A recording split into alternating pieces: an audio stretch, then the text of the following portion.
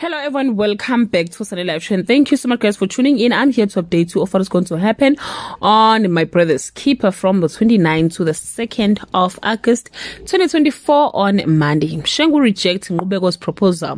Khathazile wants to quit or wants Donga to quit tendering. Dumiso talks to Toba about jealousy on Tuesday. Fakazile and Mshengu continue to lock horns, and Mamchunu find herself catching more strays.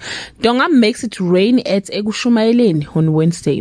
Mamchunu tried to get help from Mshengu, but he rejects it. Khathazile feels like she might lose her husband to the lifestyle, but Subu assures her he will be fine on Thursday.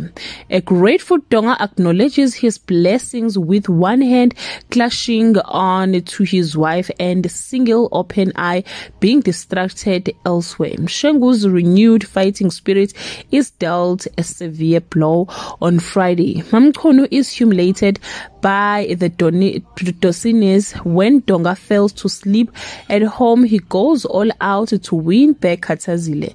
Will their romantic moment go ahead as planned, or will the other woman threaten it? Well guys, that's all I have for today. You can leave your comment below and share your opinion. Bye.